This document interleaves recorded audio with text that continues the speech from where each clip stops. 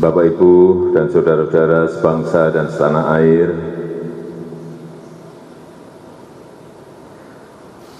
sejak kita mengumumkan adanya kasus COVID-19 di awal bulan ini, saya telah memerintahkan kepada Menteri Kesehatan dan kementerian terkait untuk meningkatkan langkah-langkah ekstra dalam menangani pandemi global dari COVID-19. Kita melihat beberapa negara yang mengalami penyebaran lebih awal dari kita, ada yang melakukan lockdown dengan segala konsekuensi yang menyertainya. Tetapi ada juga negara yang tidak melakukan lockdown, namun melakukan langkah dan kebijakan yang ketat untuk menghambat penyebaran COVID-19 ini.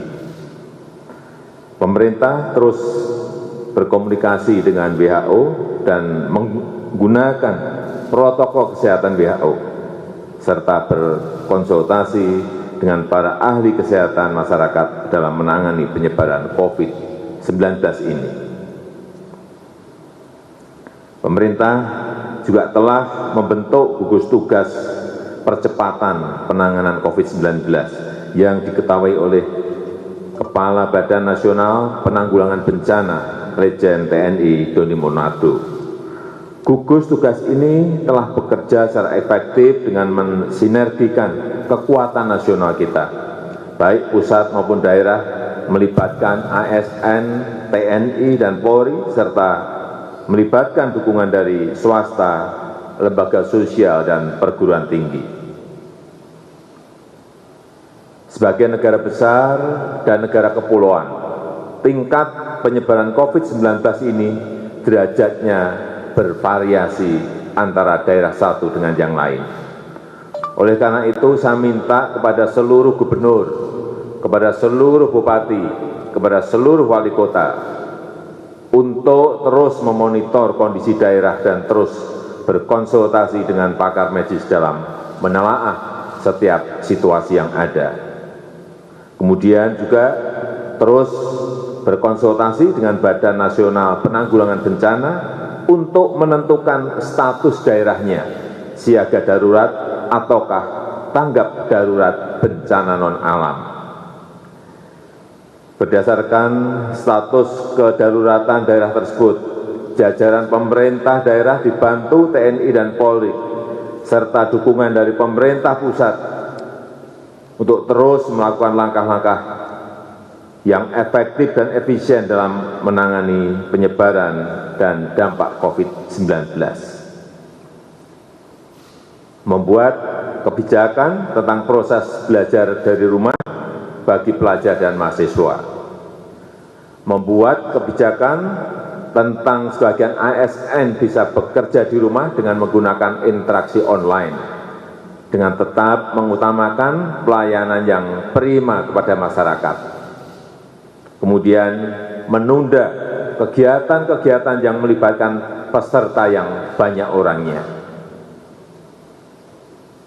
dan meningkatkan pelayanan pengetesan infeksi COVID-19 dan pengobatan secara maksimal dengan memanfaatkan kemampuan rumah sakit daerah dan bekerja sama dengan rumah sakit swasta serta lembaga riset dan pendidikan tinggi yang direkomendasikan oleh Kementerian Kesehatan.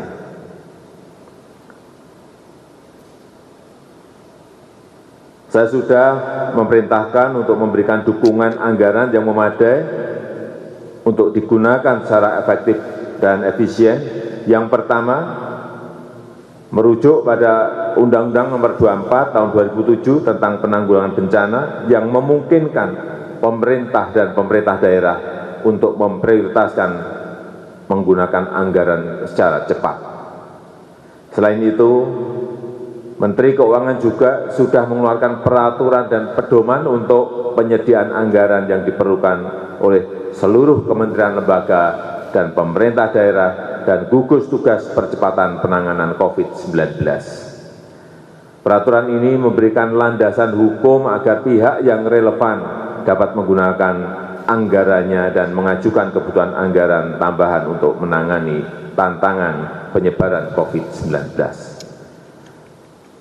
Dampak pandemi COVID-19 ini telah memperlambat ekonomi dunia secara masif dan signifikan, termasuk terhadap perekonomian Indonesia. Untuk itu, pemerintah telah dan terus melakukan langkah-langkah cepat untuk mengantisipasi beberapa dampak ini. Pemerintah memastikan ketersediaan bahan kebutuhan pokok yang cukup memadai untuk memenuhi kebutuhan masyarakat. Pemerintah juga telah memberikan insentif kebijakan ekonomi sebagaimana telah diumumkan oleh Menko Perekonomian dan jajaran Menteri Perekonomian untuk menjaga kegiatan dunia usaha yang telah berjalan agar tetap berjalan seperti biasa. Saya juga minta kepada kepala daerah untuk mendukung kebijakan ini dan melakukan kebijakan yang memadai di daerah. Saya dan seluruh jajaran kabinet terus bekerja keras untuk menyiapkan dan menjaga Indonesia dari penyebaran COVID-19 dan meminimalkan implikasinya terhadap ekonomi Indonesia. Sebagaimana kemarin telah disampaikan bahwa salah satu menteri kami terdeteksi positif terinfeksi COVID-19. Langkah-langkah antisipatif telah dilakukan dan saya yakin bahwa para menteri tetap bekerja penuh seperti biasa. Bahkan hari-hari ini para menteri bekerja lebih keras, walaupun sebagian dilakukan dengan cara online untuk mengatasi isu kesehatan dan mengatasi dampak perekonomian akibat COVID-19 ini. Terakhir, kepada seluruh rakyat Indonesia, saya minta tetap tenang, tidak panik, tetap produktif dengan meningkatkan kewaspadaan agar penyebaran COVID-19 ini bisa kita hambat dan kita stop. Dengan kondisi ini, saatnya kita kerja dari rumah, belajar dari rumah, ibadah di rumah.